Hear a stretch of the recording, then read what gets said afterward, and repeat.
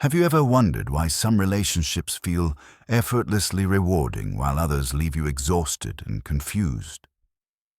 What if I told you the secret lies not in how much you give, but how wisely you protect your emotional energy? In today's captivating story, we're diving deep into the subtle power dynamics, psychological mind games, and essential boundary-setting techniques that determine how people truly see and respect you. Throughout this journey, you'll discover practical strategies to immediately upgrade your confidence, master the art of saying no, and transform yourself from a passive participant to the respected leader of your own story. But here's the twist. The ending reveals something unexpected. A truth so simple, yet so overlooked, it could dramatically reshape your personal and professional relationships forever. Curious to uncover this powerful secret? Don't miss a moment, because the best insights await at the finish line.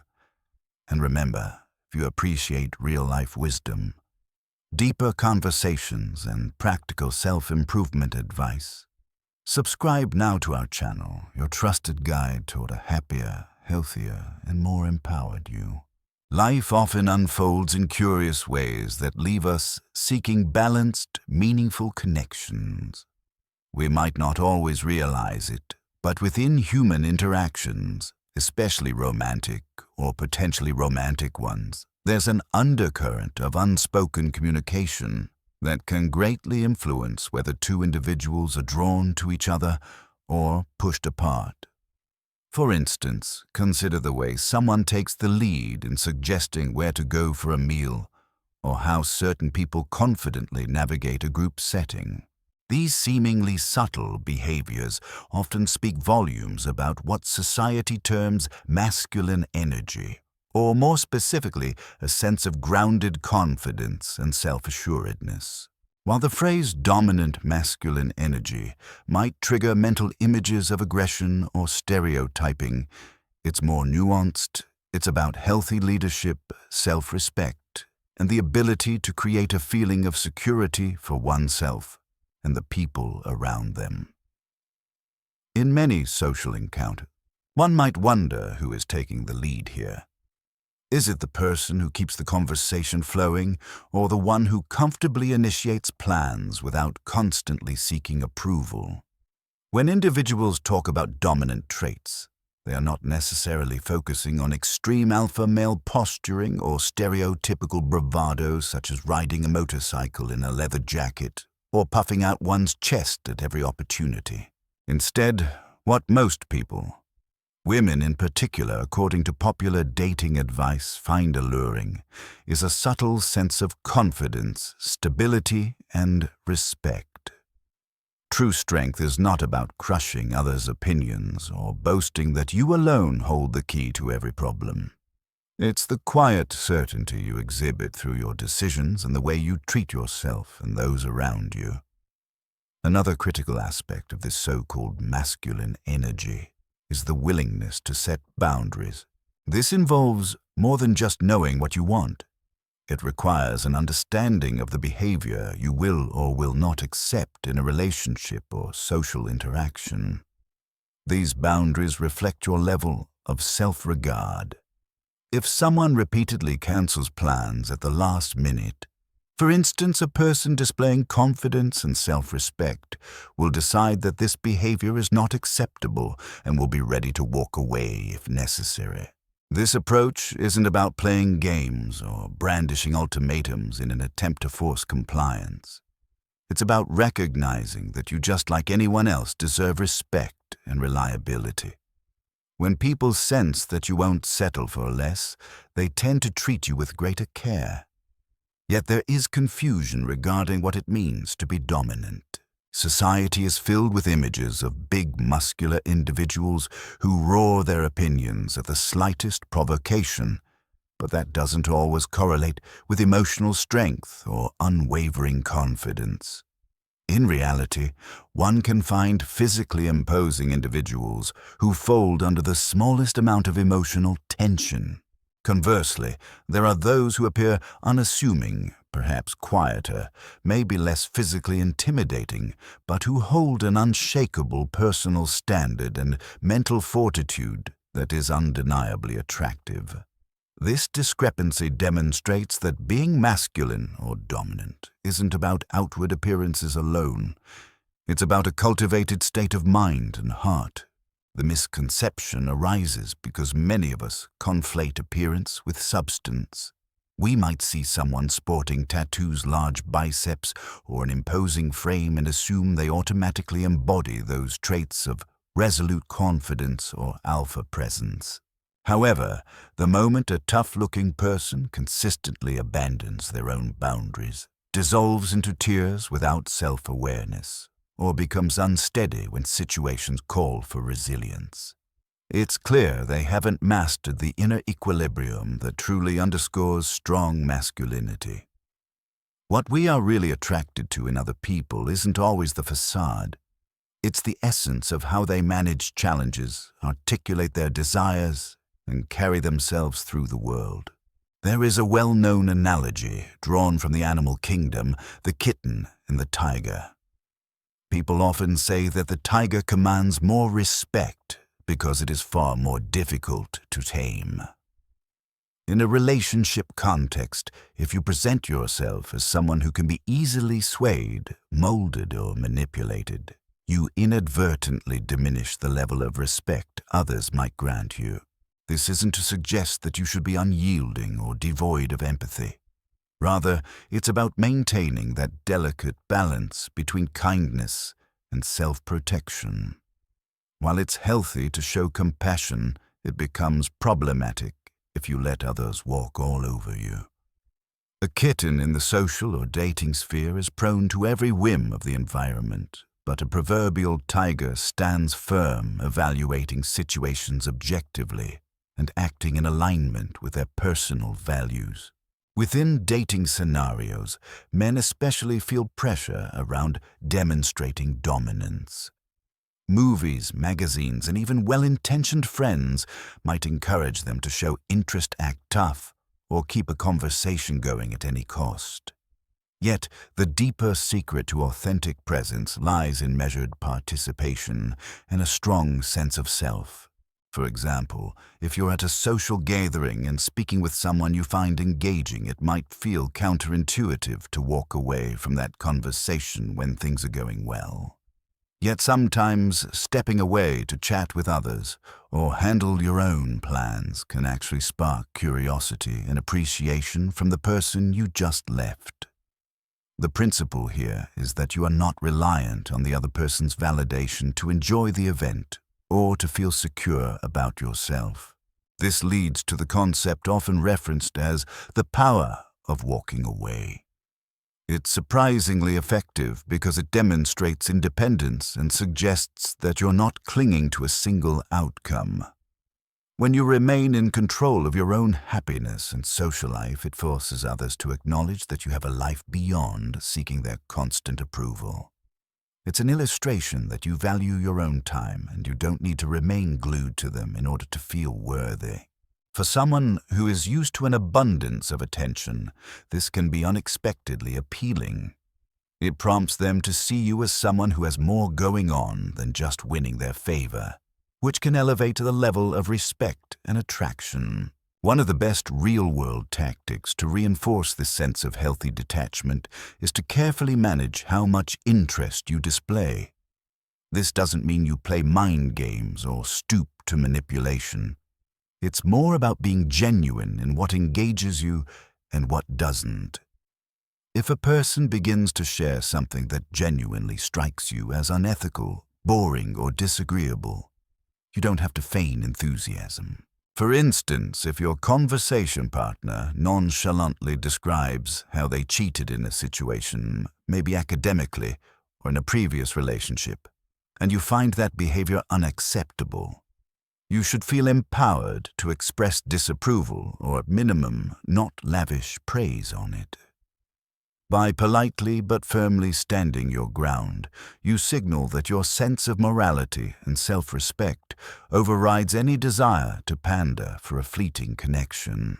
A similar principle applies to repeated flakiness or disrespect. If someone keeps cancelling on you without good reason, or always responds with maybe when you try to make plans, you demonstrate your value by clarifying that you won't continue wasting time on indefinite answers.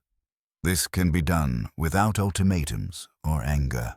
Perhaps you calmly say something like, "I understand schedules can be busy, but I don't continue conversations or interactions when things remain unclear after repeated attempts.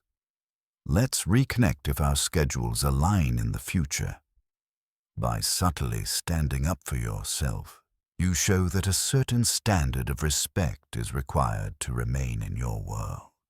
This approach can lead to two outcomes. Either the person realizes they need to step up and offer more respect, or they vanish, saving you the headache of constant uncertainty.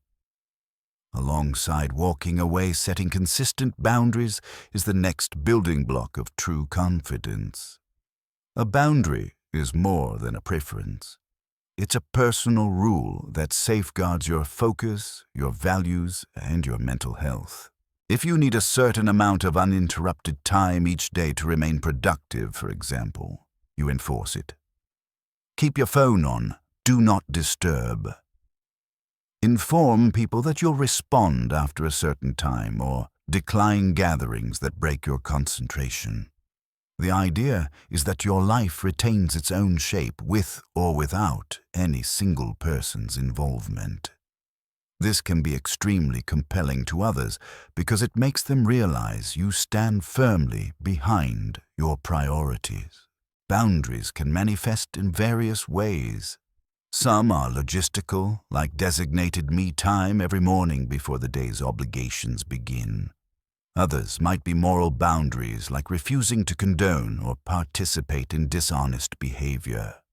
Yet others might revolve around personal finances, such as not lending large sums of money to a new acquaintance or not overly indulging in financial generosity just to win someone's approval. Having such boundaries does not make you rigid or uncaring. Rather, it shows you appreciate both yourself and the other person enough to set clear lines of acceptable behavior and personal comfort. Respect begets respect, and when someone sees that you treat yourself well, they are far more likely to treat you with the same level of regard. Saying no when necessary is another fundamental practice. While it might seem counterintuitive in a culture that values being agreeable, the ability to reject requests, favors, or demands that compromise your well-being is key to maintaining self-respect. Much like the anecdote of a friend who always covers unpopular shifts at work just to stay in the good graces of colleagues, consistently saying yes might win superficial affection, but it rarely inspires genuine respect. Real respect emerges when you show that your sense of self-worth and your time carry weight. People who struggle to say no often end up feeling resentful, overburdened, and unappreciated. Another everyday example involves the typical party scenario, where someone asks you to hold their belongings like a coat purse or a bag while they wander off to socialize for 20 or 30 minutes. While it might be okay to help for a brief moment or under special circumstances, constantly ending up as someone's personal coat rack or bag carrier can create a dynamic where you are subtly relegated to a less respected role. The stronger move might be to politely decline, "I'd rather not hold your things while you're away. I'd like to mingle as well, or grab a drink, or step outside for some air." Such a stance is not rude if done tactfully. It simply establishes that you aren't there to be used, that your hands and your time are not infinitely at another's disposal without mutual understanding or appreciation. It's important to realize that refusing certain requests or not always bending to someone else's schedule can be a sign of emotional maturity. People often talk about compliance tests in which someone consciously or unconsciously pushes you to see whether you'll conform to their wishes at the expense of your own. When you stand firm in a situation that compromises your personal boundaries or moral standards, you're showing that your sense of self is intact, and that in turn usually increases their respect for you. Even if they initially act frustrated or disappointed, there's a deeper acknowledgement that you value your own well-being. Furthermore, in romantic or potential romantic relationships, learning to say no can enhance attraction for both parties. A partner who respects themselves enough to speak up, voice discomfort, or decline an invitation fosters trust and admiration because it shows they will also have the courage to be honest and uphold values in more serious situations.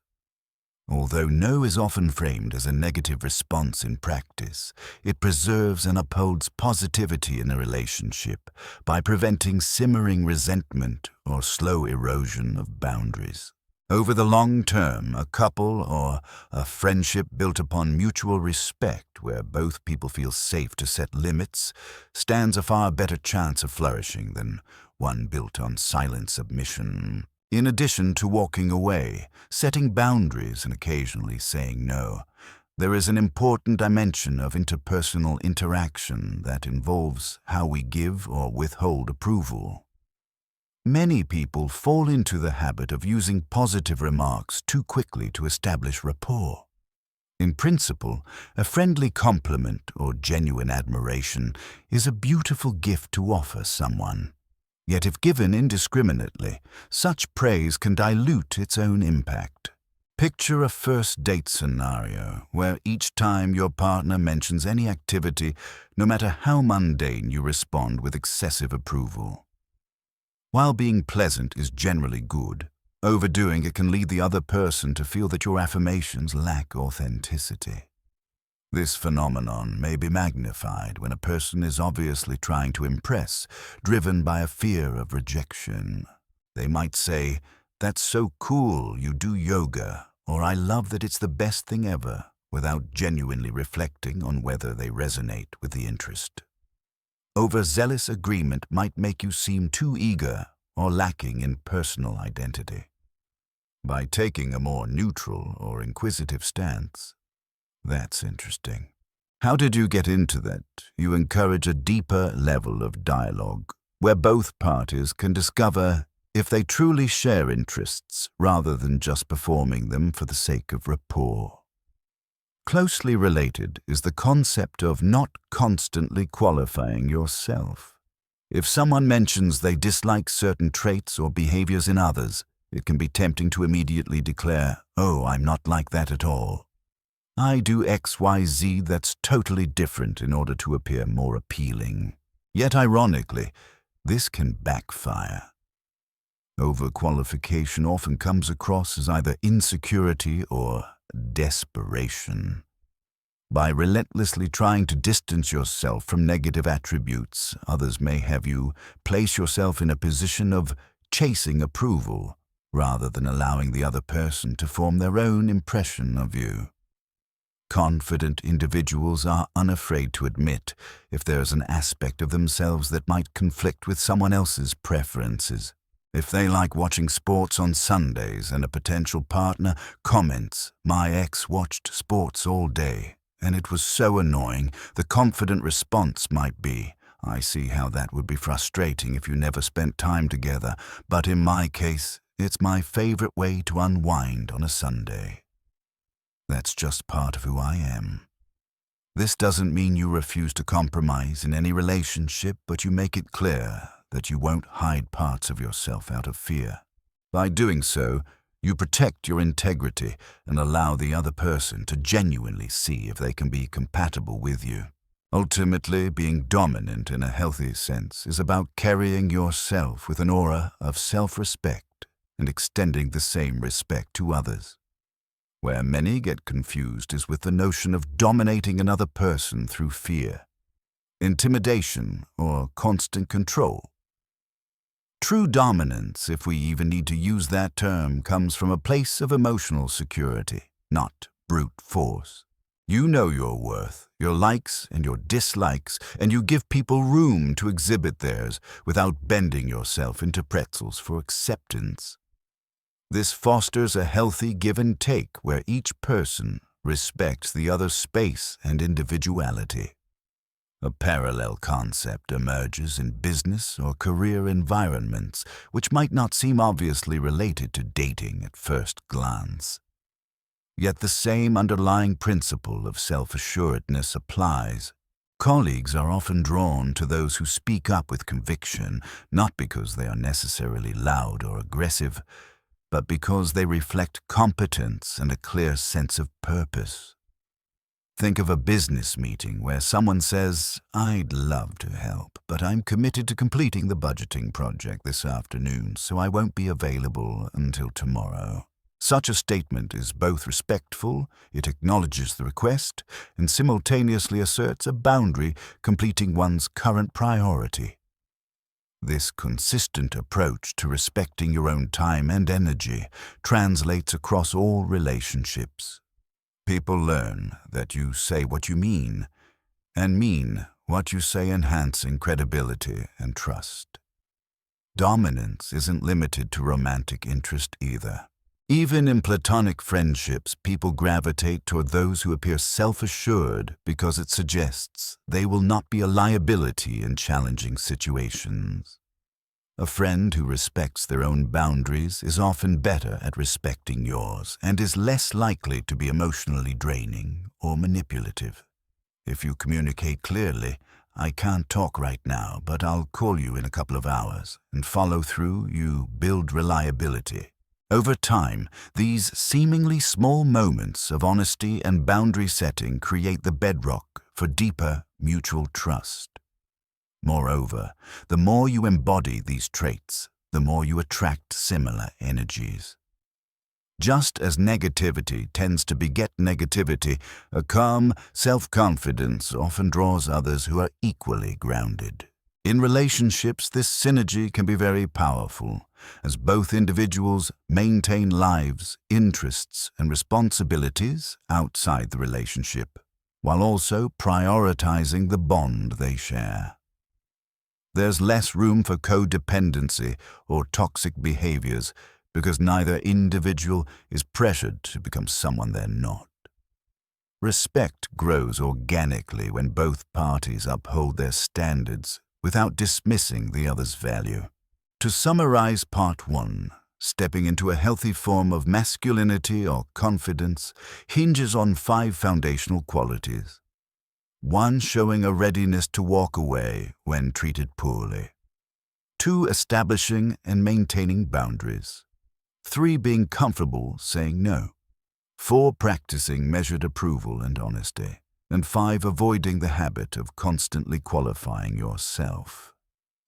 Each of these behaviors is underpinned by the conviction that you are worthy of respect. In daily practice, these principles help create a dynamic where you can simultaneously protect your self-esteem and show genuine care for others. By neither fawning for approval nor demanding subservience, you position yourself as someone who is confident, stable, and authentic, a combination that tends to be highly magnetic in personal, professional, and social spheres.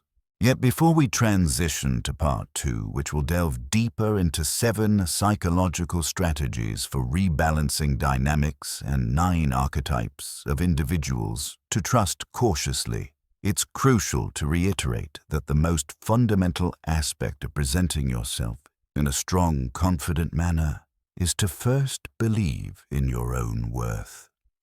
Without genuine self-acceptance, any outward attempts to demonstrate dominance or confidence will read as artificial, at best manipulative, at worst.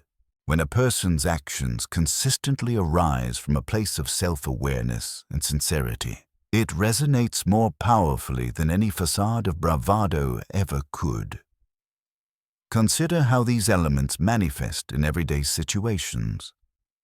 If you're making weekend plans with someone who repeatedly remains vague, you hold the reins by expressing a clear preference, such as "I'm free until 4 p.m. on Saturday." But after that, I have other commitments. Rather than chasing for a commitment, you make your stance known, effectively giving them the opportunity to meet you in a mutually beneficial arrangement.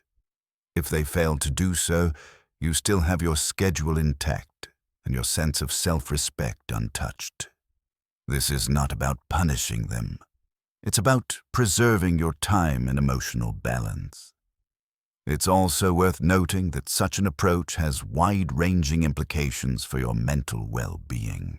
Individuals who overextend themselves in relationships, be they romantic, familial, or friendships, often suffer from higher levels of stress, anxiety, and even resentment. Consistently subjugating personal needs or ignoring boundaries is a fast track to burnout. From the outside, people might perceive them as overly eager or nice, but on the inside, these individuals are running on empty. Harnessing the power to walk away or say no when appropriate isn't just a strategy for attraction or respect. It's a method of self-care. Finally, keep in mind that embracing these principles isn't about adopting a cold or callous attitude. You can be warm, caring, and empathetic, while still maintaining your stance on critical values and boundaries. An individual who is firmly rooted in these values can enter relationships, romantic or otherwise, without losing themselves to the other person's whims. In fact, they're more likely to form healthier connections, because mutual respect is established as a foundation from the very start. Rather than engaging in a tug-of-war for control, both people can flourish independently while finding common ground. In Part 2, we will transition from discussing these foundational traits of balanced masculine energy to a more detailed exploration of strategic approaches in interpersonal dynamics. We'll examine 7 cruel or tough-minded psychological methods that can help flip the script when you're not receiving the respect or acknowledgement you deserve. While these methods can sound manipulative on the surface, they're ultimately about reclaiming your sense of worth and ensuring that effort, attention, and emotional investment run both ways in any relationship. We'll also discuss 9 types of individuals who might prove untrustworthy or detrimental to your well-being, emphasizing why it's critical to maintain distance or caution when dealing with them. By understanding both the internal shifts you need to make Part 1 and the external actions you can take, Part 2, you'll be better equipped to navigate complex relationships while preserving your self-esteem and emotional health. Having established the essentials of setting boundaries, walking away, and cultivating an aura of unwavering self-respect, let us shift gears to a more tactical conversation about interpersonal relationships. Specifically, we'll explore 7 psychological methods that can help you shift power dynamics when you feel taken for granted or overlooked.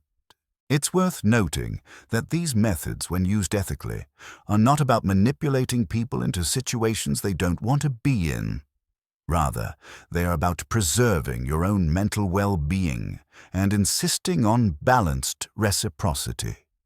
When you invest wholeheartedly in a relationship, be it romantic or otherwise, you deserve to see a similar commitment from the other side. If that mutual investment is lacking, these strategies serve as a reminder that you have the autonomy to reshape or exit the relationship on your own terms. The first method is to stop over-investing. When you're the one always initiating contact, making plans, and putting in the emotional labor to keep things afloat, you inadvertently establish a pattern where the other person expects you to do all the work. This might satisfy them temporarily, but it leads to a severe imbalance. Such a relationship dynamic is often unsustainable, and it can leave you feeling drained, used, or underappreciated. By pulling back your effort ever so slightly, you create room for them to step up and participate in equal measure. If they show no inclination to do so, it's a signal that the relationship may not be serving your best interests. The second method is related to the first. Don't give your attention away freely. In the social media era, attention is currency. Continuously liking, commenting, or instantaneously responding to someone can project a sense of over-availability. While it might feel natural to be supportive or to show interest, remember that if you hand out unlimited attention without discernment, it ceases to be meaningful. It's not about playing mind games, but about being mindful that your time is limited and precious. If someone has grown used to your immediate attention, pulling back slightly to reassert the value of your responses can sometimes reignite their interest or at least clarify whether they truly value your engagement. The third tactic is to show that you can live happily without them. This aligns closely with the notion of readiness to walk away. When you demonstrate that your joy and contentment do not hinge on another person's presence, you present yourself as a whole individual who is not desperate. It's common to hear phrases like, "Never let someone be your entire world," because if you do, you risk losing your identity. Instead, maintain hobbies, friendships, and personal development goals outside the relationship. By doing so, you convey self-sufficiency. Ironically, this often sparks greater interest from the other person because human nature is drawn to those who possess a life of their own.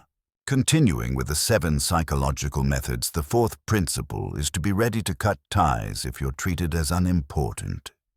This doesn't mean you seek out conflict or deliver harsh ultimatums at the drop of a hat. Rather, you maintain an internal resolve that you will not remain in any dynamic where consistent disrespect, neglect, or belittlement is the norm. People sometimes mistake this for cruelty, but it's actually a form of self-preservation.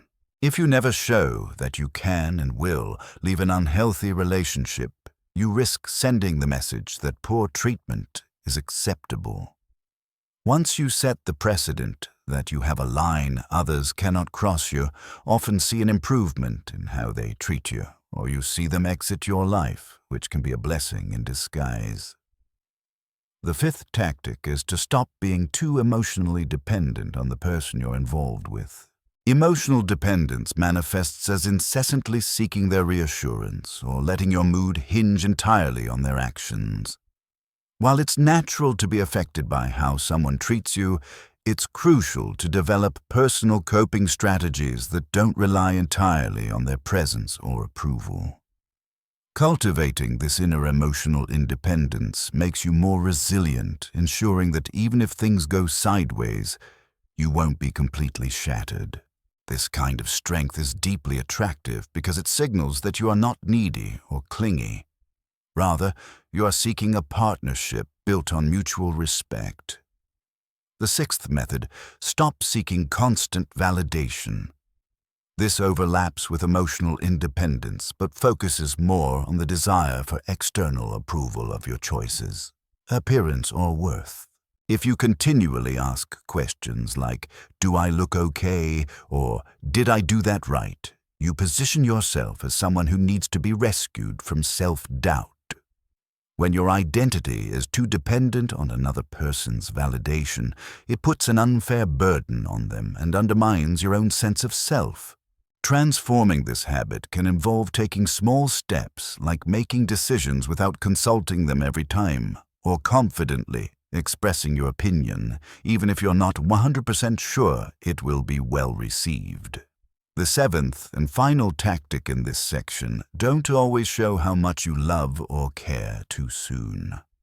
This point often sparks debate because modern dating culture extols the virtue of vulnerability. Indeed, vulnerability is powerful, but oversharing your deepest emotions prematurely can backfire. Some people, unfortunately, take advantage of emotional openness, turning it into leverage. By pacing how much you reveal, you not only protect yourself from potential misuse of your trust, but also allow the relationship to develop at a balanced tempo. Sharing pieces of yourself over time fosters a foundation of shared experiences and reciprocal interest. Shifting focus. Let's discuss 9 types of individuals you should approach cautiously with your trust. These categories are mentioned to help you be vigilant, not to encourage judging people harshly at first glance. The aim is to preserve your emotional well-being and life balance by recognizing personality traits that often lead to toxic or unproductive relationships. These 9 archetypes include chronic critics, overly friendly people, pleasers, master manipulators, those who lack empathy, poor listeners, perpetual victims, incessant agitators who are always right, toxic individuals who breed negativity, and two-faced acquaintances who smile in your presence but gossip when you turn around. Chronic critics, gossips. These individuals always have something negative to say about others. If they exhibit this behavior around you, it's reasonable to suspect they might treat you similarly when you aren't around. They thrive on negativity and rumor spreading, often to detract from their own insecurities or perceived shortcomings. Maintaining distance prevents your name from becoming the next item on their gossip list. Excessively friendly, outgoing people pleasers. At first, you might find their constant warmth charming. However, if they devote themselves to pleasing everyone at all times, they might lack genuine loyalty. Their priority could be to gain attention or popularity rather than forging deeper, authentic bonds. Exercise caution in how much you invest emotionally in such individuals, because their alliances can shift as quickly as a social breeze. Master manipulators. These are individuals who skillfully shape situations to serve their personal agendas, often at the emotional or financial expense of others. Their tactics can be subtle, gaslighting, guilt-tripping, feigning helplessness, or more overt forms of pressure. If you notice that someone repeatedly uses emotional strings to control your decisions or the course of your interactions, consider re-examining the trust you place in them. Those lacking empathy. Empathy is the cornerstone of humane interactions. Someone who exhibits no remorse when hurting others or cannot comprehend the feelings of those around them can be hazardous to your well-being. Such a person often acts entirely in self-interest, discarding emotional or ethical considerations. Relationships with these individuals can drain you, leaving you questioning your worth and mental stability. Poor listeners. This group pretends to hear you out, but never truly absorbs your words.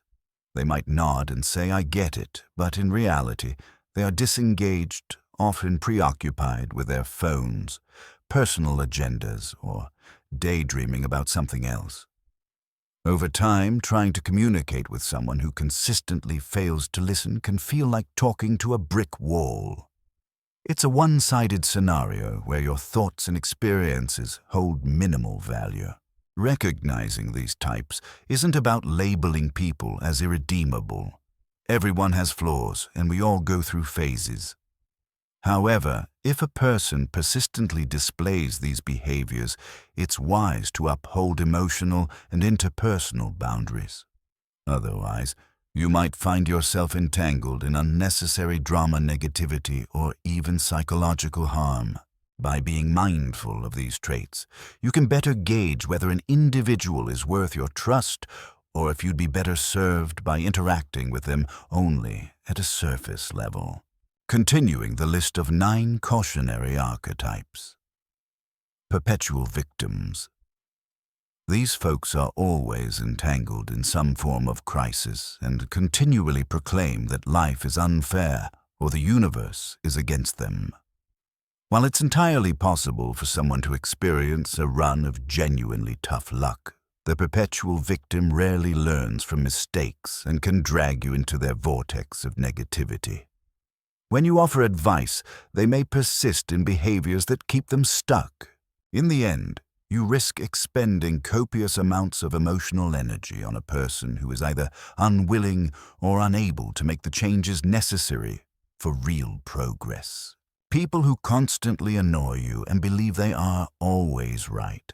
They thrive on subtle provocations, fueling disagreements and leaving you mentally exhausted. Such individuals often couch their words as devil's advocate positions, or claim they just want an honest discussion, but their real motive is to stir agitation or prove their intellectual or moral superiority.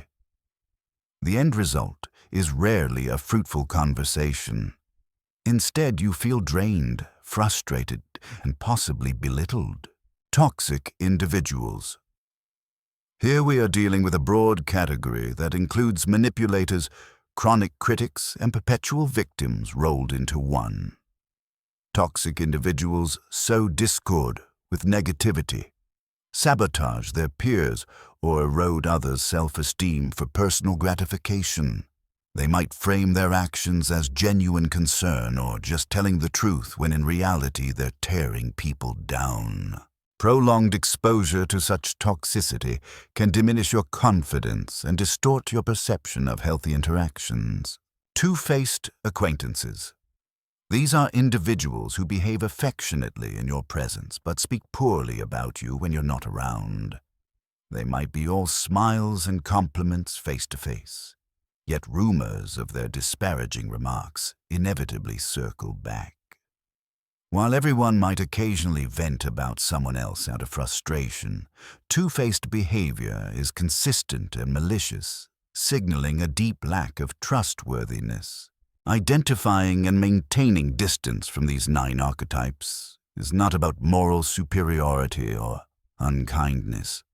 It stems from a desire to protect your emotional resilience and ensure you invest your time and energy in relationships that uplift you rather than deplete you. A Stoic perspective would suggest that negative influences, while sometimes unavoidable, should be managed carefully. Life is complicated enough without carrying the additional burden of consistently harmful relationships. Establishing boundaries with these individuals, or even removing them from your life when necessary, is vital for preserving mental and emotional well-being. At this point, you may wonder whether setting these boundaries might cause you to feel isolated or disconnected from social circles. In reality, the opposite is often true. While you might lose superficial relationships, you gain room to nurture deeper, more meaningful connections with people who genuinely respect and value you. It also frees up emotional bandwidth that would have been spent managing the chaos or negativity introduced by these 9 archetypes.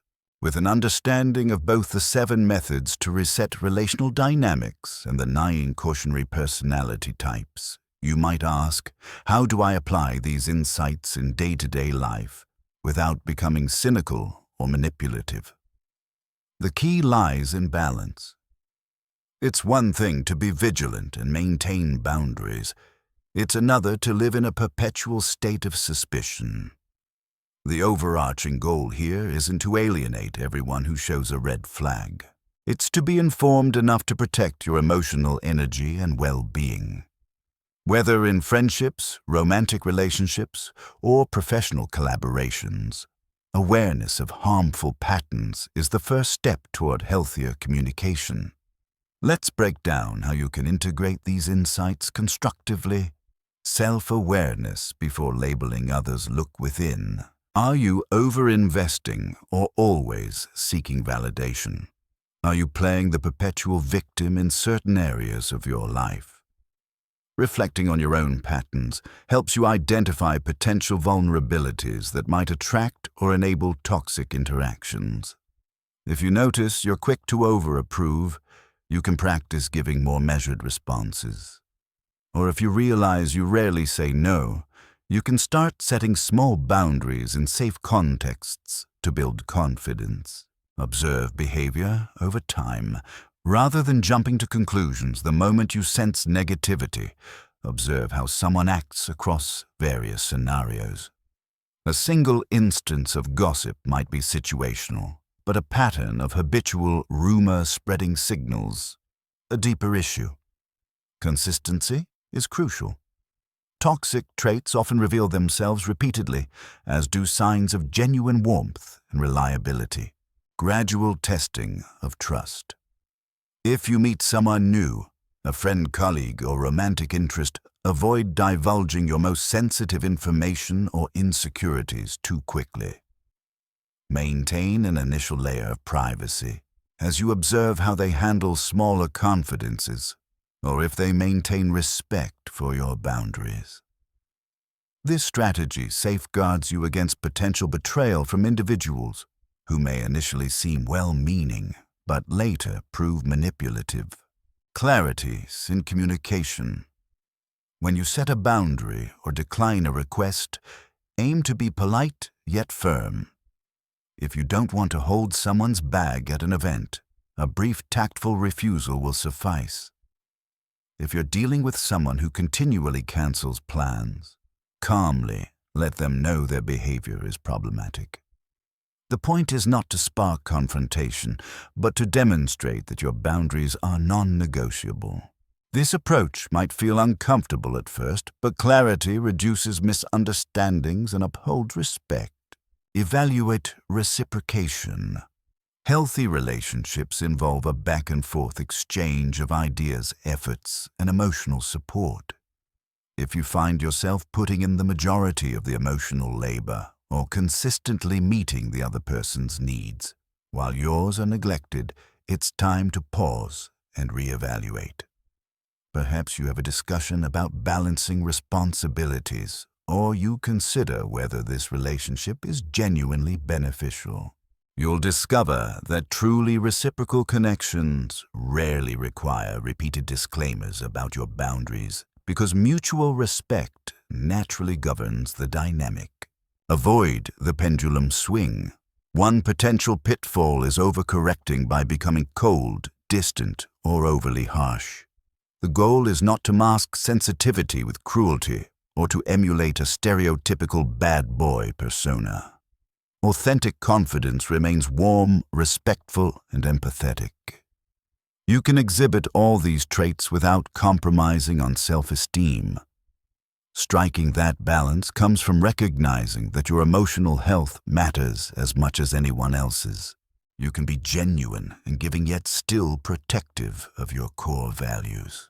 Through consistent practice of these approaches, you gradually develop a heightened awareness of your own psychological boundaries and the types of behaviors you'll accept from others. As you grow more attuned, you can navigate complex social settings, whether that's an office environment rife with politics or a dating scene brimming with players, without losing your sense of self-worth. Such mastery isn't about controlling others. It's about controlling your reactions and choosing the situations in which you invest your time and energy. Another angle to consider is the interplay between self-respect and empathy for others. One might worry that by pulling back or setting firm boundaries, they risk appearing insensitive.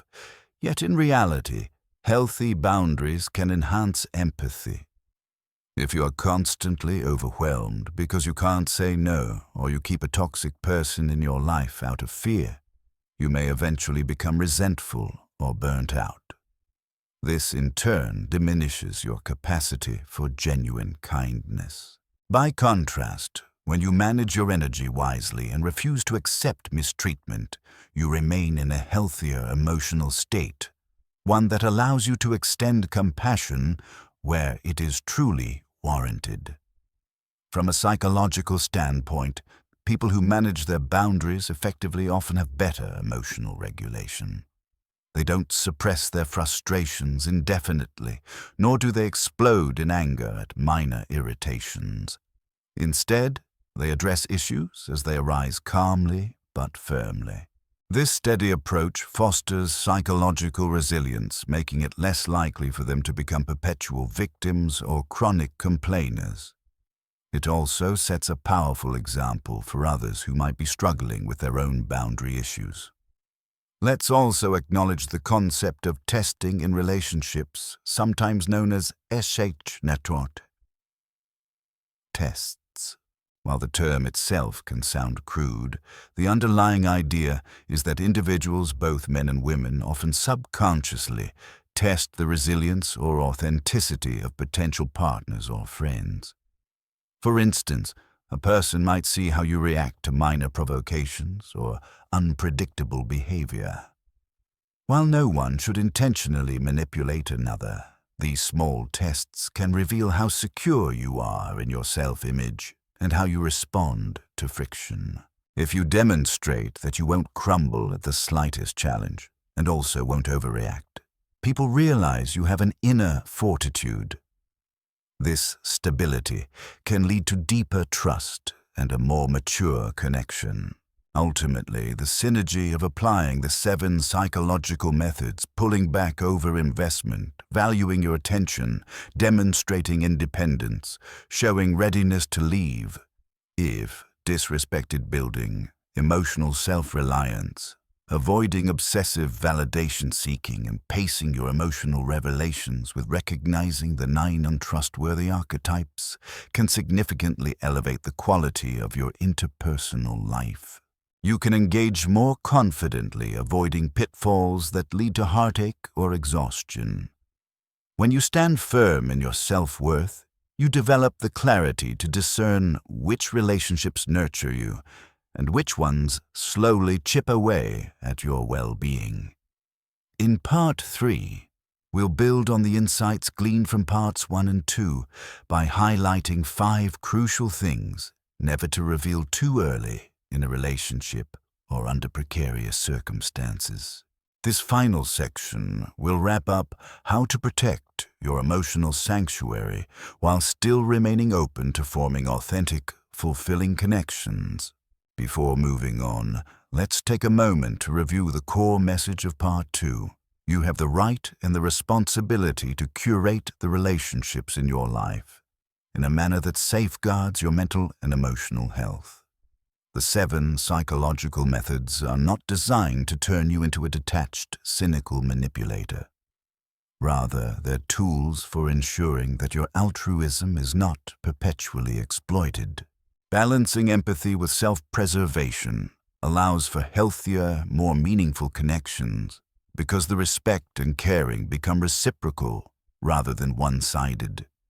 Pulling back over investment prevents scenarios where you're doing 90% of the relational work. Not giving attention too freely reminds you that your focus is valuable. People should appreciate it rather than take it for granted. Demonstrating happiness without them highlights your independence, deterring those who might otherwise prey on a lonely mindset. Being ready to cut ties if undervalued underscores non-negotiable self-worth. Reducing emotional dependence ensures your life doesn't revolve solely around someone else's responses or approval. Ceasing the constant quest for validation builds inner confidence. Avoiding premature declarations of love or devotion protects you from manipulative individuals and ensures mutual emotional pacing. Paired with an awareness of the 9 personality types to avoid or handle with caution, these methods reinforce the boundary between healthy compromise and self-compromise. None of this is about punishing people or demanding unrealistic standards. It's about requiring the bare minimum of respect and reciprocity that every balanced human interaction should inherently have. The ultimate goal is a life where you can give love, attention, and kindness freely, but not blindly. You have the ability to shield your well-being while still being open and caring to those who prove deserving. In Part 3, you'll see how these foundational attitudes connect with the personal information you choose to share in a relationship, particularly the timing of when and how you reveal the more sensitive aspects of your life. Having covered the basics of healthy confidence, boundary setting, and the importance of cautious engagement in Part 1 and Part 2, We now turn to 5 critical pieces of personal information best kept private until a relationship has reached a stage of mutual trust and respect. While modern society frequently encourages radical transparency, encouraging us to lay all our cards on the table in the name of authenticity, it is equally important to protect yourself from those who have not yet demonstrated the emotional maturity or genuine care to handle that information responsibly. Don't let physical attraction blind you. This seems self-evident, but is deceptively challenging in practice. Physical allure can be so potent that individuals overlook glaring red flags such as dishonesty, hostility, or extreme emotional volatility because they're smitten by appearance or charmed by superficial traits. This cautionary note doesn't mean looks don't matter.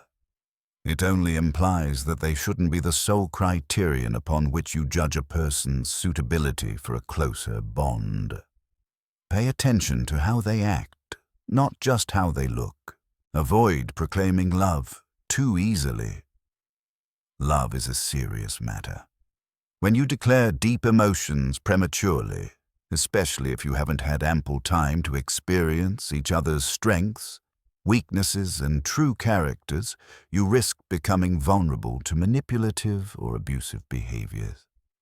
A quick, intense infatuation might lead you to ignore your own boundaries as well as clear signals that a relationship isn't viable long-term. Pace yourself truly. Knowing someone and loving them for who they are takes time and mutual exploration. Never sacrifice your happiness completely just to please them. While healthy relationships do involve compromise, there is a fine line between collaborating and capitulating. If you find yourself repeatedly shelving your own ambitions, friendships, or hobbies solely to accommodate another's needs, you are gradually relinquishing the very elements that make you unique and valuable. The danger lies in losing your sense of identity, making it nearly impossible to retain the self-assuredness that fosters respect and attraction. By learning when to remain guarded, particularly early in a relationship, you safeguard not only your heart, but also your mental well-being.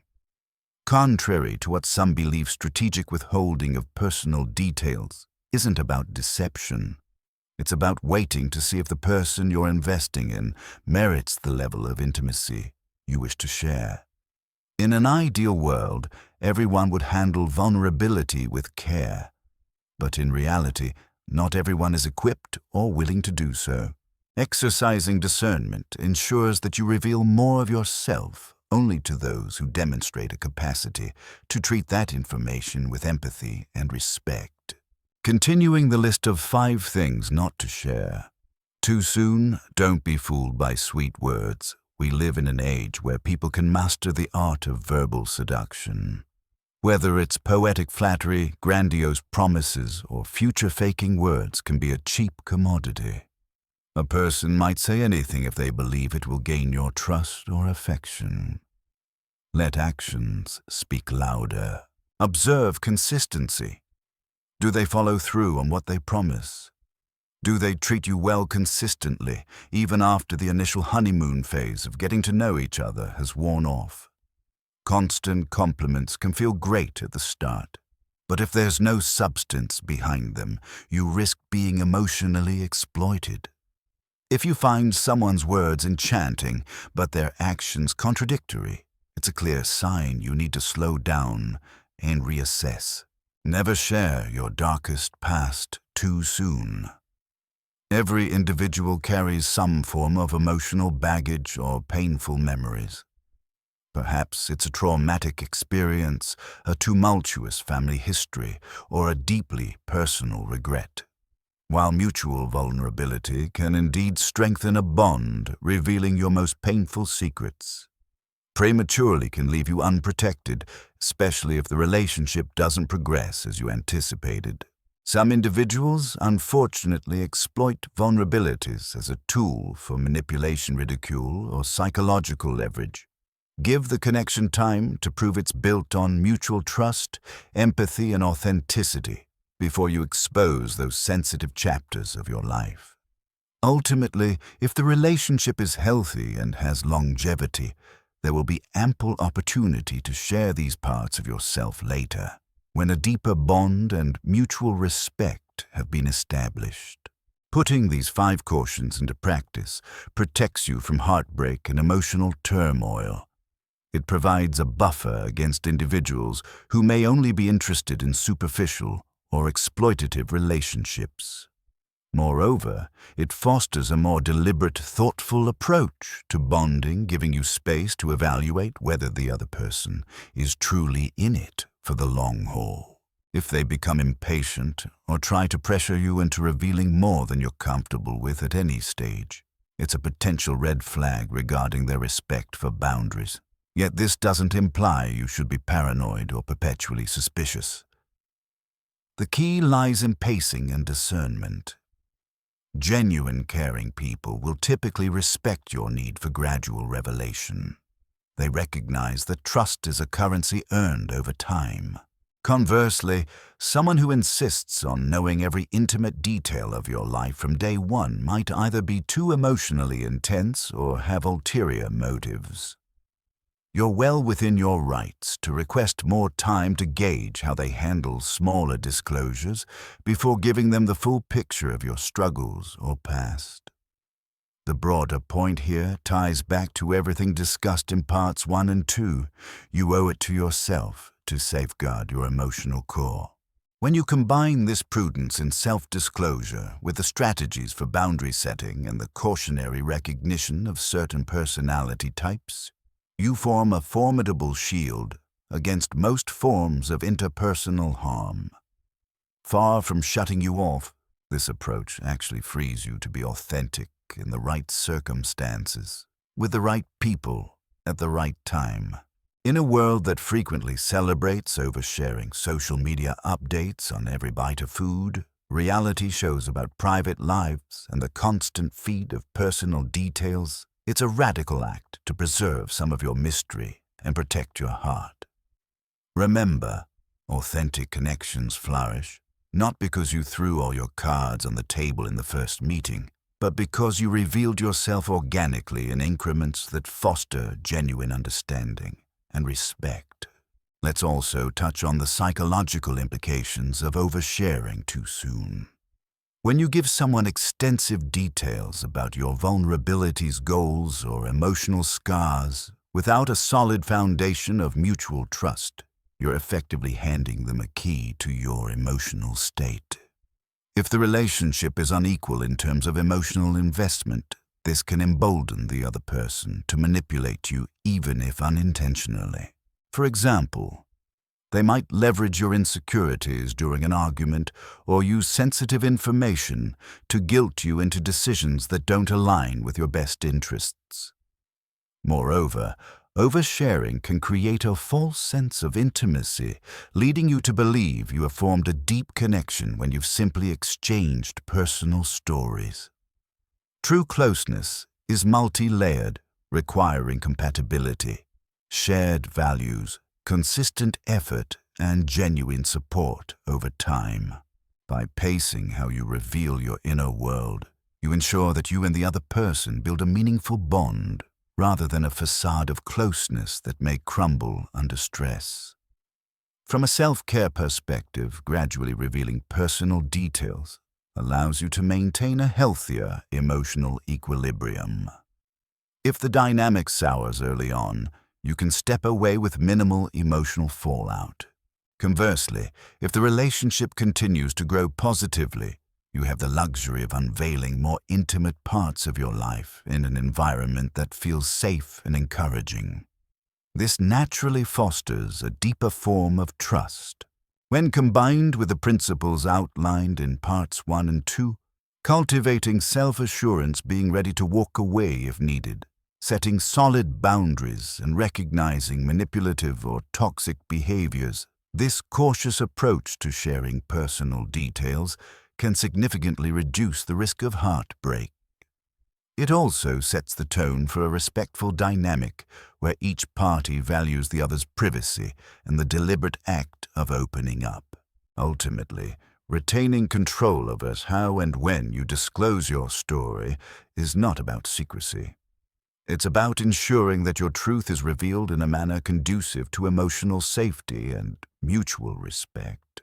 To illustrate how these principles might play out in practice, consider a hypothetical scenario. You've begun seeing someone who shows potential decent conversation, shared humor, common interests. They quickly share a sob story from their past, painting themselves as the constant victim of life's circumstances. Touched by their openness, you feel compelled to reciprocate, so you divulge your own painful experiences right away. In the emotional momentum, you both bond over these disclosures. However, as the weeks pass, you notice red flags they cancel on you. Frequently, their mood swings are intense and they show little interest in hearing about your everyday joys or challenges. Their focus remains on how life continues to deal them a bad hand. Now all those vulnerable details you shared hang uncomfortably between you. You sense they might use them against you in arguments or belittle your coping strategies, especially if they become defensive about their own issues. Because you felt rushed into an emotional closeness that wasn't matched by consistent, respectful behavior, you're left on precarious ground, torn between the initial perceived connection and the reality of the dynamic that's unfolded. This scenario underscores the wisdom of gradual disclosure. Rather than delving into your deepest secrets on the second or third date or chat, you might have tested smaller levels of trust first. You could have observed how they handle everyday disappointments or listened to how they talk about others who have confided in them.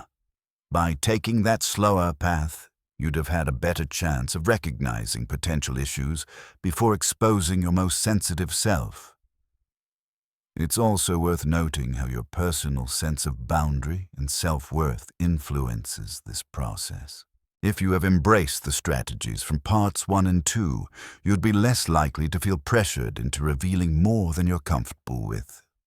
When someone tries to push you to talk about something you're not ready to share, your healthy response might be, "I appreciate your interest in getting to know me, but I'm not ready to go into that yet. I'd like us to spend more time building trust first." A person who genuinely cares will respect that statement. A person seeking to exploit or manipulate might show frustration or attempt guilt-tripping, revealing their true intentions. As this interplay unfolds, you'll see how crucial it is to keep your emotional reservoir guarded until you're reasonably sure the other party has earned your trust. You'll become more adept at reading not just words, but actions, consistency, and patterns of behavior that signal either genuine compassion or potential red flags.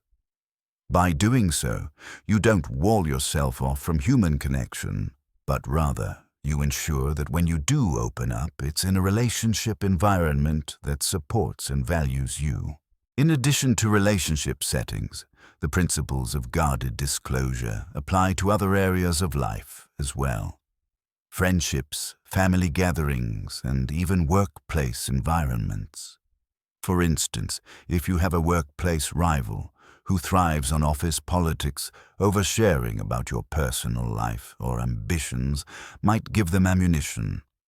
Instead of becoming paranoid, you can choose a more measured approach. Share only what's appropriate and maintain a professional boundary. Another angle is social media. Many people broadcast their every move, where they eat, how they feel, who they date, and sometimes even extremely personal anecdotes. This can inadvertently draw the attention of manipulative individuals, and it can also undermine your own sense of privacy. Though it's a personal decision, some find that keeping certain experiences offline preserves a sense of intimacy and allows for genuine connections to grow away from the public gaze. All of these strategies pivot on a single underlying principle: your emotional well-being matters. It's easy to get swept up in modern norms that glorify full exposure or instant intimacy. But real, lasting relationships, whether friendly, familial, professional, or romantic, are built on mutual respect, considerate pacing, and shared values. Approaching relationships with a sense of self-protection balanced by empathy and openness ensures you give yourself the best chance for meaningful, healthy connections. Indeed, trust is more precious when it's earned rather than given away indiscriminately. By reserving your most intimate disclosures for those who demonstrate genuine care and consistency, you simultaneously elevate your own sense of self-worth and deepen the bond with the individual who has proven deserving of your vulnerability. Over time, this leads to stronger, more stable relationships, free from the nagging insecurity that comes from rushing into emotional depths without a firm foundation. Summarizing Part 3. The 5 cautionary points avoid being blinded by physical attraction. Refrain from premature declarations of love. Never sacrifice your happiness just to please them. Don't be taken in by superficial sweet talk, and keep your darkest past private until trust is established, are vital measures for safeguarding your inner world. These guidelines don't aim to kill romantic spontaneity or hamper emotional connection. Rather, they help ensure that when you do invest your emotions, you do so in a manner conducive to long-term well-being and respect. If we connect this back to the overarching themes of Parts 1 and 2, the synergy becomes evident. By consistently practicing boundary setting, discerning which psychological archetypes to avoid, and knowing the right moment to reveal deeper aspects of yourself, you position yourself in a space of emotional resilience. You're no longer reliant on an external source of validation, nor are you at the mercy of manipulative or toxic individuals who might take advantage of naive transparency. While love, friendship, and human connection can be some of the greatest joys in life, they can also be sources of immense pain if approached recklessly. A balanced approach, one that protects you while still allowing genuine intimacy to blossom, paves the way for healthier, happier relationships. You'll likely discover that the individuals who truly wish to know you and build something meaningful with you will appreciate and respect your caution. Those who are only interested in quick emotional gratification or exploitative scenarios may be frustrated by your boundaries, thereby revealing their unsuitability for a deeper bond. As you navigate the complexities of human interaction, remember that these practices aren't static rules meant to limit joy or spontaneous connection. They are guardrails. They allow you to venture forth confidently, knowing you have a safety net to keep you from falling too far when you notice red flags or realize a situation might not be in your best interest. An approach that balances open-heartedness with discernment ensures that you cherish the positive experiences that arise from genuine relationships, while also minimizing the risks posed by untrustworthy or incompatible individuals. In the grand tapestry of social and romantic interactions, self-respect remains the consistent thread weaving everything together. From Part 1's emphasis on developing a confident mindset and setting the tone for how others treat you to Part 2's practical strategies for re-establishing balanced relationships and identifying toxic personalities, to Part 3's cautionary steps about sharing personal details, every stage underscores the importance of your own psychological health. When you respect yourself, others are more likely to mirror that respect. When you set clear boundaries and stick to them, you cultivate an environment where genuine connection can truly flourish. The key takeaway across all 3 parts is that Healthy relationships, romantic, platonic, or professional, thrive on mutual understanding, respect, and a balanced exchange of effort. Far from turning relationships into a calculated game, these guidelines help you filter out those who consistently fail, to meet you halfway there by allowing your emotional energy to be invested in connections that have real potential. While these teachings might feel like common sense, the speed and complexity of modern life can lead many of us to forget them in the rush of new interactions or the fervor of strong physical and emotional attraction. Remember that none of this is about detaching from the beauty of human connection or living in fear. Instead, it's a framework that ensures your well-being remains central. By being mindful of how you present yourself, understanding the essential roles of boundaries, saying no when necessary, not rushing into declarations of love, and carefully revealing personal stories, you bolster your resilience. You also increase the likelihood that when love or friendship truly takes root, it will be a secure bond, untainted by manipulation or codependency. This balanced approach to life's most significant relationships ultimately enriches every area: career, personal growth, and emotional fulfillment. By internalizing these principles, you position yourself to stand confidently in any social scenario, from meeting new acquaintances at a party to negotiating crucial partnerships at work. You transform from being someone who merely reacts to external demands to someone who proactively shapes interactions in a way that honors both your dignity and the dignity of those around you. In essence, genuine confidence, boundary awareness, caution in sharing personal truths, and discernment in who you trust form a powerful synergy. This synergy safeguards you against needless heartache and exploitation, while still leaving room for the very best parts of human connection: love, empathy, shared joy, and authentic companionship to flourish. As we wrap up this insightful exploration into relationship dynamics, boundary setting, and the empowering psychology behind genuine confidence, it's clear that the true power to transform your connections lies within you. When you honor your own value, set clear boundaries, and choose carefully how and when you reveal your deeper self, you naturally command respect and cultivate richer, more authentic relationships. Life becomes less about constantly pleasing others and more about mutual growth, deep connection, and genuine fulfillment. Imagine the positive ripple effect of embracing these powerful strategies: better emotional well-being, stronger friendships, healthier romantic bonds, and even improved career success.